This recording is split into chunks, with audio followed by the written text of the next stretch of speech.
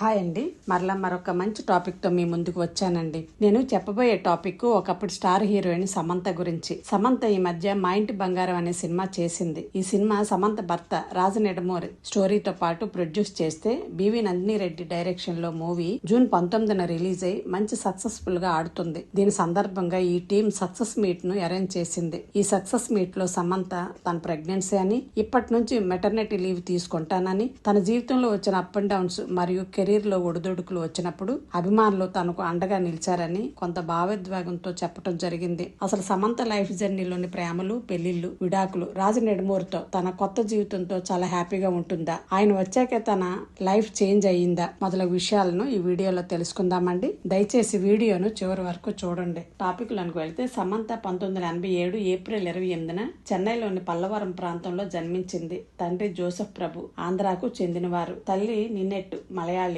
సమంతకు ఇద్దరు అన్నయ్యలు, Jonathan, David. వీరిది మధ్య తరగతి కుటుంబం, క్రిస్టియన్ ఫ్యామిలీ. తల్లిదండ్రులు ఇద్దరు టీచర్సే. సమంత హోలీ ఏంజల్స్ స్కూల్లో చదివింది. తర్వాత స్టెల్లా మేరీ కాలేజ్ లో డిగ్రీ చదివింది. సమంత స్కూల్లో చదువుతున్న రోజుల్లోనే చాలా మంది అమ్మాయిలు పాకెట్ మనీ కోసం మోడలింగ్ చేసేవారు. వాళ్ళలాగే సమంత కూడా పాకెట్ మనీ కోసం మోడలింగ్ చేయాలనుకుంది. ఈ విషయం తల్లిదండ్రులకు తెలియకుండానే ఒక యాడ్ ఏజెన్సీలో జాయిన్ అయి ర్యాంప్ వాకింగ్ చేస్తూ తన ఖర్చుల కోసం తనే సంపాదించుకునేది. సమంత కాలేజీలో డిగ్రీ ఫస్ట్ ఇయర్ చదువుతున్నప్పుడు తను ర్యాంప్ వాక్ చేస్తున్న కొన్ని photos times of India paper లో వచ్చాయి. సినీ ఫీల్డ్ ఇష్టం లేని తన తండ్రి చూసి సమంత మీద చాలా కోప్పడ్డారట. అయినా అవేమి పట్టించుకోకుండా తల్లిదండ్రులకు తెలియకుండా మోడలింగ్ చేసేది. ఇలా మోడలింగ్ చేస్తున్న సమయంలోనే కెమెరామెన్ రవివర్మతో పరిచయం అవ్వగా ఆయన ద్వారానే ఫేస్ క్రీమ్, టెక్స్టైల్స్ లాంటి యాడ్స్ చేయటం వలన సమంతకు కొంత గుర్తింపు వచ్చింది. రవివర్మ ద్వారానే తమిళ సినిమాకు అవకాశం వచ్చింది. ఈ విషయం తల్లిదండ్రులకు చెప్పగా సినిమా ఫీల్డ్ ఇష్టం లేని సమంత తండ్రి కోపపడటం జరిగింది. తల్లిదండ్రులు తనను అర్థం చేసుకోవటం లేదని ఇల్లు వదిలి బయటకు వచ్చేసింది. మోడలింగ్, సినిమాల ప్రయత్నాలు చేస్తుండగా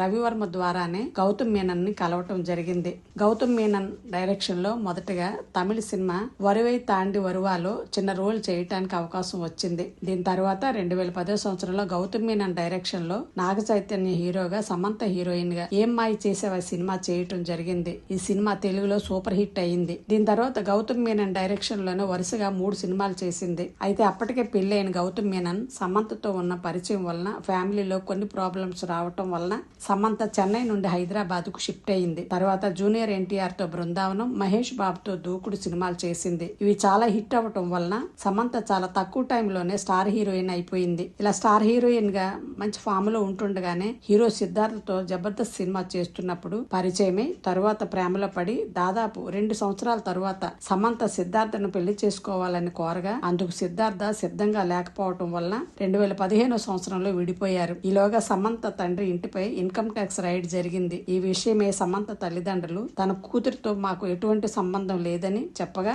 ఈ విషయం అప్పటిదాకా ఎవరికి తెలియని విషయాలు బయటకు వచ్చాయి. ఇదే టైంలో ఏం మాయ చేసేవే సినిమా చేసినప్పుడు నాగ చైతన్యతో పరిచయమై తరువాత ప్రేమగా మారి పెళ్లి చేసుకోవాలని నిర్ణయించుకున్నారు. ఈ విషయం తల్లిదండ్రులకు చెప్పడంతో మొదట్లో ఒప్పుకోలేదు. కానీ నాగార్జున, నాగ చైతన్య సమంత తల్లిదండ్రులను ఒప్పించారు. తర్వాత హిందూ క్రిస్టియన్ ఆచార ప్రకారం వీరి వివాహం జరిగింది. కొన్నాళ్ళు బాగానే ఉన్నారు. తర్వాత వారి ఇద్దరి మధ్య మనస్పర్ధలు వచ్చాయి. ఈ విషయం తెలిసిన తల్లిదండ్రులు తొందరపడి ఏ నిర్ణయం తీసుకోవద్దని చెప్పారు. కానీ 2021లో ఇద్దరం విడిపోతున్నామని ప్రకటించి 2022లో లీగల్ గా విడిపోయారు. దీంతో సమంత తండ్రి అనారోగ్యానికి గురై హార్ట్ అటాక్ తో మరణించారు. సమంత, నాగ చైతన్య విడాకులు ఇండస్ట్రీలో చాలా హాట్ టాపిక్ అయ్యింది. ఇదే టైంలో సమంత మయోసైటిస్ అనే వ్యాధితో బాధపడుతున్న సమయంలో సినిమాలకు, మీడియాకు దూరం జరగవలసిన పరిస్థితి. ఫ్యామిలీ మ్యాన్ సినిమా చేసినప్పుడు రాజనెడమూరితో పరిచయం తర్వాత ఆయనతో ప్రేమలో పడింది. అప్పటికే రాజనెడమూరికి పెళ్లై విడాకులు తీసుకుని ఇద్దరు పార్టీలకు, ఫంక్షన్లకు అటెండ్ అయ్యేవారు. వీరిద్దరి గురించి అందరూ మాట్లాడుకుంటుండగానే వారి రిలేషన్ ని అఫీషియల్ గా ప్రకటించడంతో అందరూ ఆశ్చర్యపోయారు. తర్వాత 2025 డిసెంబర్ 1న కోయంబత్తూర్ ఈషా ఫౌండేషన్ లింగభైరవి టెంపుల్లో పెళ్లి చేసుకున్నారు. ఈ మధ్య రాజనెడమూరి ప్రొడ్యూస్ చేసిన బివి నందిని రెడ్డి డైరెక్షన్ లో వచ్చిన మా ఇంటి బంగారం సినిమాలో సమంత నటించగా ఆ సినిమా జూన్ 19న రిలీజ్ అయి మంచి పాజిటివ్ టాక్ ను తెచ్చుకుంది. ఈ సినిమా సక్సెస్ మీట్ ను అరేంజ్ చేయగా ఆ సక్సెస్ మీట్ లో సమంత మాట్లాడుతూ ఇప్పటి నుంచి మెటర్నిటీ లీవ్ తీసుకుంటానని, తన జీవితంలో వచ్చిన అప్ అండ్ డౌన్స్, కెరీర్ లో ఒడిదుడుకులు వచ్చినప్పుడు తన అభిమానులు తనను అర్థం చేసుకుని తనకు అండగా నిలిచారని కొంత భావోద్వేగంతో గురై చెప్పడం జరిగింది. నా జీవితంలో ప్రారంభమవుతున్న ఈ సరికొత్త ప్రయాణాన్ని పూర్తిగా ఆస్వాదించాలనుకుంటున్నాను. తర్వాత మరలా మంచి ప్రాజెక్టులతో కంబ్యాక్ అయి వస్తానని ఆ సక్సెస్ మీట్ లో చెప్పడం జరిగింది. ఏది ఏమైనా సమంత తన సెకండ్ ఇన్నింగ్స్ లో సక్సెస్ అయి తన పర్సనల్ లైఫ్ కూడా మంచిగా సక్సెస్ అయి తను తల్లి కాబోతున్నందుకు మనందరం కంగ్రాచులేషన్స్ చెప్దామండి. మీకు ఈ వీడియో నచ్చినట్లయితే నా ఛానల్ ని సబ్స్క్రైబ్ చేసుకొని